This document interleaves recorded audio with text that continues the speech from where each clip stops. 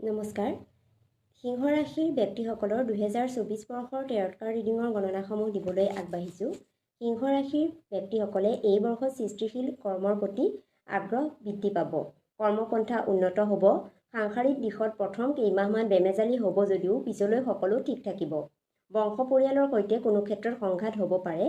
আত্মগৰ্বী মনোভাৱে ক্ষতি কৰিব। অৱশ্যে অৰ্থনৈতিক দিশত এই ৰাশিৰ ব্যক্তিসকল চহকী হৈ থাকিব। এই বৰ্ষত অভিজ্ঞতা আৰু জ্ঞানৰে শৈক্ষিক সামাজিক প্ৰতিষ্ঠা লাভ কৰিব পাৰিব। যান বাহনৰ ক্ষেত্ৰত নাইবা যান বাহন চলাওঁতে সতৰ্ক হৈ থকাটো ভাল। ব্যৱসায়ত আন্তৰ্জাতিক বিনিয়োগৰ সুযোগ পাব। যিসকলে নতুন চাকৰি বিচাৰি আছে তেওঁলোকৰ আশা পূৰ্ণ হ'ব। শিক্ষাৰ্থীসকলৰ একাগ্ৰতা বৃদ্ধিৰ প্ৰয়োজন আছে। পিতৃৰ স্বাস্থ্যৰ প্ৰতি যত্ন ল'ব লাগিব। লগতে সিংহ ৰাশিৰ ব্যক্তিসকলে খাদ্যাভ্যাসৰ প্ৰতি বিশেষ ধ্যান দিয়াটো ভাল। শৃংখলাবদ্ধ জীৱনশৈলীয়ে আপোনাক নিৰোগী কৰি ৰাখিব। বিবাদজনিত পৰিৱেশৰ পৰা আঁতৰি থাকিব পৰাপক্ষত। প্ৰতিকাৰ স্বৰূপে বৃহস্পতিবাৰে কেশৰৰ তিলক ল'ব কপালত। ধন্যবাদ।